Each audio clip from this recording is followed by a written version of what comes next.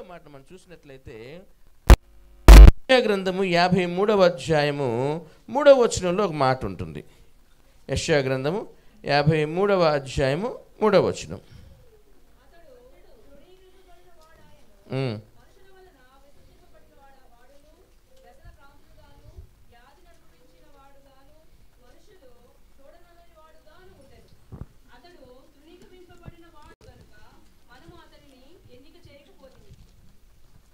చాలు చూడండి, ఇక్కడ మనం గమనించినట్లయితే ఆయన పుట్టుక ఎలాగుంటుందో చెప్పబడింది, ఆయన తాలూకా పరిచర్య ఎలాగుంటుందో చెప్పబడింది. యెషయా గ్రంథము 61వ అధ్యాయం 1-2లో చూసినట్లయితే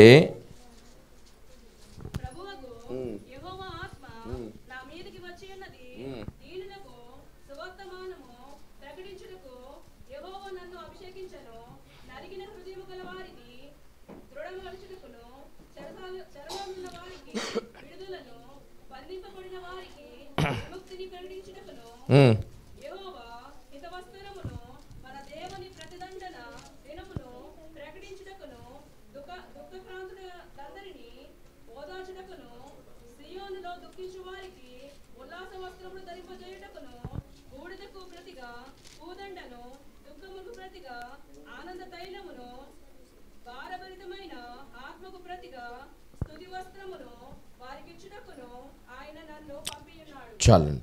యెషయా గ్రంథము 9వ అధ్యాయం 2వ వచనం చూసినట్లయితే చీకటిలో నడుచు జనులు గొప్ప వెలుగును చూచుచున్నారు, మరణ ఛాయ గల దేశ నివాసుల మీద వెలుగు ప్రకాశించును. అలాగనే 53వ అధ్యాయం 7వ వచనం చూసినట్లయితే తనను నిందించిన వారి ముందు ఆయన మౌనముగా ఉంటాడని, అలాగనే 50వ అధ్యాయం 6వ వచనంలో ఆయన మీద ఉమ్మి వేయబడుతుందని, అలాగనే 53:12లో ఆయన మరి అపరాధము చేసిన వారి మధ్యన ఉంచబడతాడు, సిలువ వేయబడతాడని చెప్పి రాయబడినట్టుగా మనం చూస్తూ ఉన్నాం. పిల్లరా, నేను ఎందుకు ఈ మాటలు చెప్తున్నానంటే యెషయా గ్రంథం యేసుప్రభు వారు పుట్టక మునుపు దరిదాపు 700 సంవత్సరాల ముందు ఈ యొక్క గ్రంథం రాయబడింది. ఒకటి. రెండవదిగా ఆ గ్రంథంలో ఏవైతే చెప్పబడినాయో అలాగనే నెరవేర్చబడ్డం మనం చూస్తూ ఉన్నాం. నేను అనుకున్నాను, చూడండి, ఒక వ్యక్తి గురించి తన పుట్టుక ఎలాగుండబోతుంది, అలాగనే తను ఎదిగిన తరువాత ఏం చేయబోతున్నాడు. ఇక్కడ మనం చూసినట్లయితే 9వ అధ్యాయం 1-2లో మరణ ఛాయలో ఉన్న చీకటిలో నడుచు జనులు గొప్ప వెలుగును చూచుచున్నారు. దేవుని స్తోత్రం, హల్లెలూయా. మరణ ఛాయ గల దేశ నివాసుల మీద వెలుగు ప్రకాశించును. ఇది అవసరం. మరణఛాయ అంటే షాడో ఆఫ్ డెత్ కదండి. అంటే నీడ ఎప్పుడు కూడా మనల్ని వెంటాడుతూనే ఉంటుంది. ఇప్పుడు అంటే ఒక్కోసారి మన నీడను చూసి మనమే భయపడతా ఉంటాం, అవునా? అలాగనే మరణము కూడా ఎలాగుంటుందండి, ఎప్పుడు కూడా మనల్ని భయపెడుతూనే ఉంటుంది, ఎప్పుడు భయపడుతూనే ఉంటుంది. అంటే అది ఎట్లా అంటే మరణము కొంతమంది జీవితాల్లో స్లోగా వస్తుంది, కొంతమంది జీవితాల్లో చాలా ఫాస్ట్గా వస్తుంది కదా. కొంతమంది జీవితాల్లో క్రియల ద్వారా వస్తుంది, కొంతమంది జీవితాల్లో ఆలోచనలను బట్టి వస్తుంది. గుర్తుపెట్టుకోండి, పూర్వకాలంలో యుద్ధాలు జరిగేవి. ఓకే, యుద్ధాలు జరిగినప్పుడు రక్తపాతం కొన్ని వేల మంది, లక్షల మంది చచ్చిపోతూ ఉండేవారు.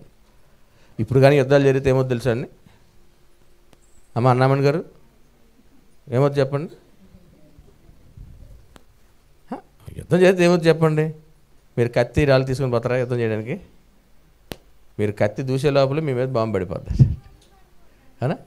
అంటే కోట్ల మంది చచ్చిపోతారు యుద్ధం జరిగితే. కోట్ల మంది చనిపోతారని తెలిసి కూడా, అంటే ఒక రకంగా మనం ఎలాగున్నా తెలుసునండి, అగ్నిగుండం మధ్యన అగ్నిగుండం మీద మనం ఉన్నాము అని చెప్పవచ్చు. మీరు ఒకసారి గూగుల్లోకి వెళ్ళి ఎవరెవరి దగ్గర ఎన్ని అణ్వాయుధాలు ఉన్నాయి, మారణాయుధాలు ఉన్నాయి అని ఒకసారి కొట్టి చూడండి, మీకు అర్థమవుతుంది అన్నమాట. దానిని బట్టి ఒక్కసారి అవి ప్రయోగించబడితే ఈ భూమి ఏమవుద్దో, అంటే ఇవన్నీ మరణాన్ని తీసుకొచ్చేటటువంటి వస్తువులు లేదా మరణాన్ని తీసుకొచ్చేటటువంటి ఆలోచనలు, ఇవే కాకుండా సంతోషంగా చంపేసే కొన్ని ఉన్నాయి. అవునా? సంతోషంగా చంపేసే కొన్ని అంటే మనిషి సంతోషంగా చచ్చిపోతుంటాడు అనమాట. సంతోషం అంటే విషాన్ని మంచి అనుకుంటూ విషాన్ని మింగిన పరిస్థితులు. ప్రియులారా, మరణ ఛాయ అనేది మనిషి వెంబడి ఉంటూనే ఉంది. ఈ మరణ ఛాయ భౌతికంతో పాటు ఆత్మ సంబంధమైనది కూడా మార్చింది. అంటే దేవునికి మనకి దూరం చేసేదిగా ఇవన్నీ కూడా మార్పు చెందాయి. ఎందుకంటే ఈ దినాల్లో ఎంతగా మనము దేవుని వెలుగును కోరుకుంటామో, ఎంతగా దేవుని యొక్క బలమును కోరుకుంటామో, మరణ బలము మీద ఆయన మనకు అధికారం ఇచ్చి ఆయన మనల్ని నడిపించే దేవుడు. మరణ బలము అనగా అపవాది యొక్క బలమంతటి మీదను కూడా దేవుడు ఏం చేస్తున్నాడు, మనకి ఎలాగ ఇవ్వబడిందండి అధికారం. ఒకనాడు మానవుడు బలులు అర్పించేవాడు. బలులు అర్పించడం బట్టి జరిగేది ఏంటి అని అంటే ప్రాయశ్చిత్తం. అవునా? బలులు అర్పించడం బట్టి జరిగేది ఏంటండి? ప్రాయశ్చిత్తం. ఎందుకంటే రక్తం అర్పించబడాలి. బలి అర్పణ జరిగేది, ప్రాయశ్చిత్తం జరిగేది, కానీ మనిషికి అధికారం ఇవ్వలే. అధికారం రాలేదు మనిషికి. కానీ మరణ బలమంతటి మీద ఆయన మనకు అధికారం ఇవ్వడానికి లోకంలోకి ఆయన వచ్చాడు. దేవునికి స్తోత్రం, హల్లెలూయా.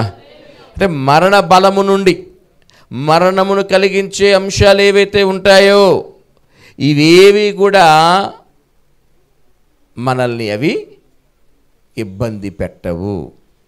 అందుకే పౌలు గారు, నా మటుకైతే బ్రతుకుట క్రీస్తు, చావైతే లాభం.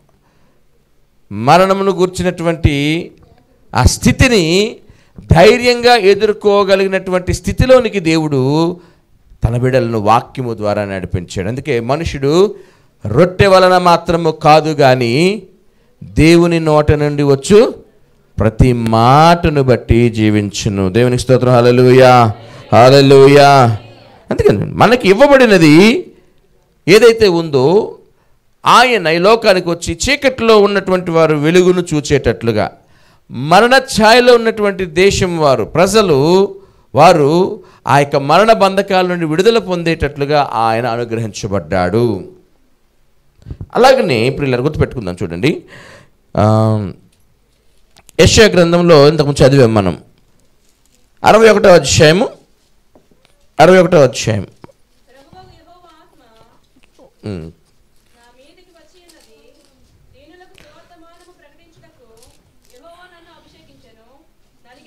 ఓకే, నేను చదువుతాను. సియోనులో దుఃఖించు వారికి ఉల్లాస వస్త్రములు ధరింపజేయుటకును, అలాగనే బూడిదకు ప్రతిగా పూదండను, దుఃఖమునకు ప్రతిగా ఆనంద తైలమును, భారభరితమైన ఆత్మకు ప్రతిగా స్తుతి వస్త్రమును వారికి ఇచ్చుటకును ఆయన నన్ను పంపి ఉన్నాడు. దేవునికి స్తోత్రం, హల్లెలూయా. ఎందుకు ప్రభువారి లోకంలోకి వచ్చారనంటే మానవుని యొక్క జీవితము ఎలాగున మారిపోయింది? అతిక్రమముల చేత, దోషముల చేత చచ్చిన వారి వలె. అంటే అసలు పాపము మనిషిలోనికి ప్రవేశించిన తర్వాత పాపము, కోపము, మరణము, అంటే సాతానుడు వలన కలిగేవన్నీ కూడా మనిషి జీవితంలోకి ఎంటర్ అయిపోయాయి కదండి. అదే ఈ క్రిస్మస్ అంటే మనం ఒకటే గ్రహించాలి, మరణకరమైనవి, పాప సంబంధమైనవి అవి మన నుండే కాదండి. మన నుండి మనం నేర్చుకున్న తర్వాత అనేక మంది ఆ స్థితిలో నుండి బయటపడడానికి ఒక మార్గము దేవుడు ఏం చేస్తున్నాడు, ఆయన ఏర్పాటు చేస్తున్నాడు.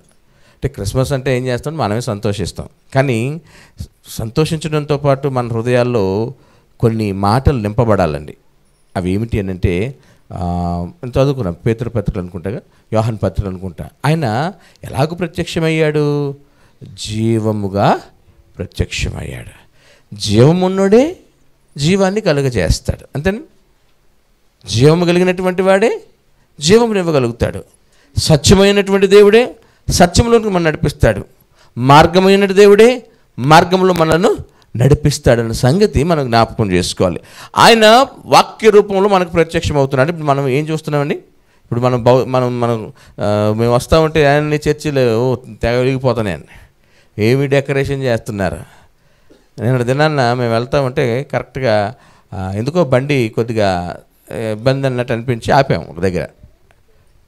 అది కరెక్ట్ ఎక్కడంటే రేగుపల్లి చర్చి దగ్గర ఆగిందనమాట. ఆగిన తర్వాత యవనస్తులందరూ ఏం చేస్తున్నారండి, అసలు చాలా అద్భుతంగా డెకరేషన్ చేస్తున్నారు. మొత్తం లైట్లు పెట్టేసి ప్రహరీ గోడ దగ్గర నుంచి, గోపురం దగ్గర నుంచి చాలా నీట్గా డెకరేషన్ చేస్తున్నారు అనమాట. చాలా నీట్గా డెకరేషన్ చేస్తున్నారు. రాత్రి అంతా మేము చక్కగా ఈ డెకరేషన్ చేసుకుంటాం. అంటే చూడండి, క్రిస్మస్ అంటే మనకి కనబడేవి ఏంటండి? డెకరేషన్, బెలూన్స్, ఇవి కదా. అందుకే క్రిస్మస్ అంటే క్రైస్ట్ ప్లస్ మాస్. ఆ క్రైస్ట్ మాస్లో మాస్ జాగాలో మిస్ అయిపోయింది అనుకోండి. మాస్ కాస్త మిస్ అయితే క్రైస్ట్ మిస్ ఏమవుతాడు? యేసయ్య ఇంకా అందులో కనబడ్డు. యేసయ్య కనబడేటటువంటి క్రిస్మస్ను మనం జరుపుకోవాలి. మాస్ లాగా అంటే మాస్ అంటే ఆరాధన లాగే ఉండాలి. ఒకే అక్షరం ఏంటండి? ఒకే ఒక్క అక్షరం, ఒకే ఒక్క మాట, ఒకే ఒక్క పని ఏం చేస్తుందండి? మనల్ని మిస్ అయ్యేటట్టుగా చేస్తుంది. పాస్ అవ్వడానికి 36 మార్కులు అనుకోండి. 35 మార్కులతో ఫెయిల్ అయిపోయిన వాళ్ళు ఎంతమంది ఉన్నారు తెలుసా? ఎన్ని వచ్చాయి? 35. జస్ట్ ఒక్క మార్కు మిస్. అంటే ఒక్క అక్షరం, లేకపోతే ఒక్క పని, ఒక్క మాట, ఏది మిస్ అవ్వకుండా మనము ప్రభువుని ఆరాధించే వారంగా ఉండాలి. మనం అప్పుడప్పుడు చూడండి మంచిగా డ్యాన్స్లు వేస్తుంటారు కొంతమంది.